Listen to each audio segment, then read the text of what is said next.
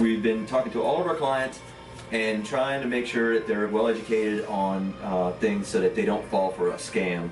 So I'm going to go over just a few things. Security needs to be fun and entertaining, so interactive, so I'm going to try to keep you guys involved. You know, it's no body bags, no explosions, so nobody's really paying attention until it happens to you. So a few weeks ago I had a client lose $17,000. These are intelligent people falling for really well-crafted scams. $17,000 because one of the principals of the business was supposed to get a dividend, and she was out of the country. She was on a cruise ship. Her home was damaged. It's a very good story. She's in Florida.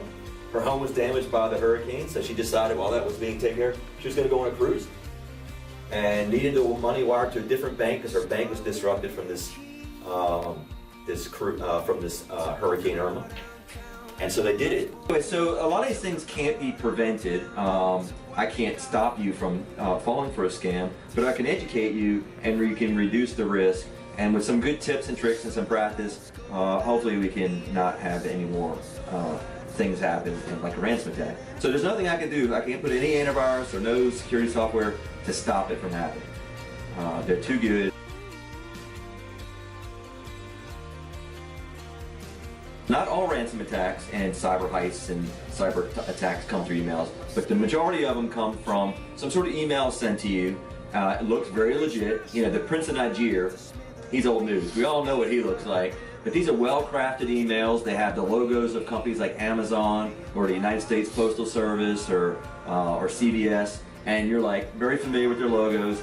And they're saying to you, you need to reset your password. Somebody broke into your LinkedIn account, you need to reset your password. You know, you've got a reward card, you get some sort of tracking number for a package that was lost. And so you're very tempted to click. And a lot of times there's some urgency behind it, like, you know, a subpoena or a citation from the DMV. Those things seem urgent, like I'm gonna go to jail if I don't respond. So what I want to do is give you a couple of tips and a couple of things to look for that would help you prevent you from doing this.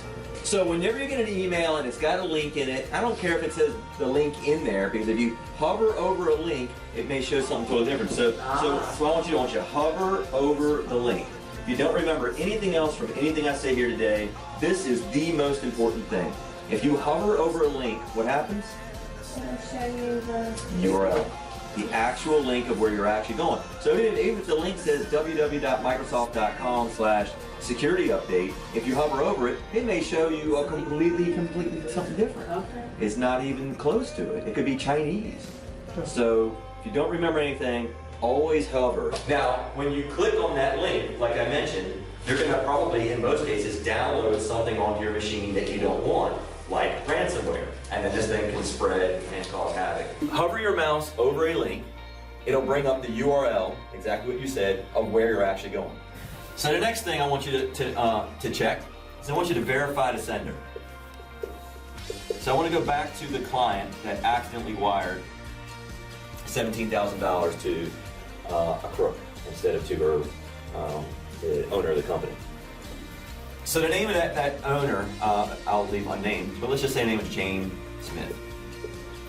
And her email address was jane.smith@mindspring.com. Now, when you're going to get an email from somebody, and it's a wire fraud, there's going to be urgency. My house is destroyed. I'm going to an emergency. My kids were hurt. I've got to have this money wired. If you verify the sender, it may look very similar, but it may look like this. And this is actually what happened. It was Jane Smith, Mindspring, at email.com. And it was just like that.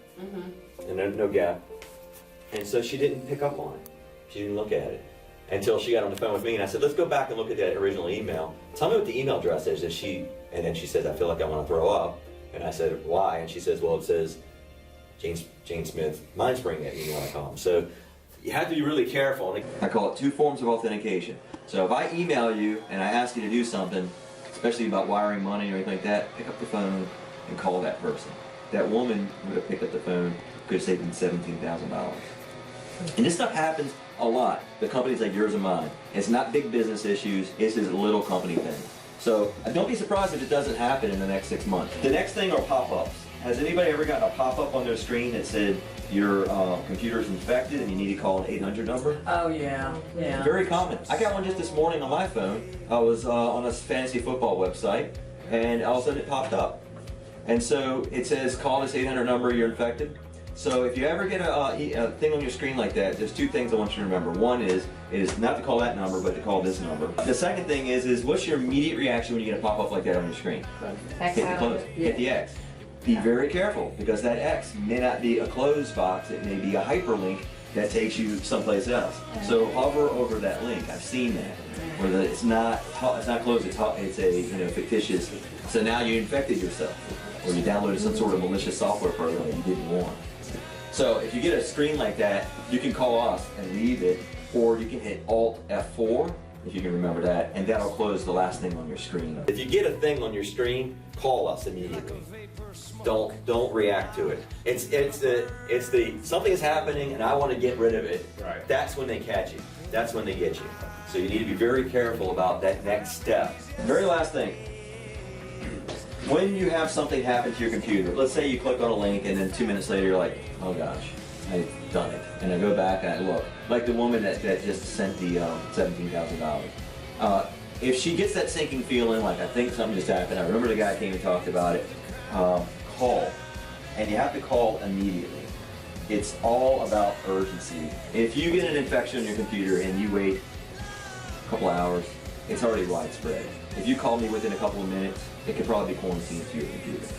And I don't know if anybody's called, or if everyone's called my office, I'm sure you have, for support. We answer the phone in 2 rings and we'll connect you to somebody immediately. If you say, I think my computer's infected, please connect me to somebody ASAP, we will get somebody for you ASAP.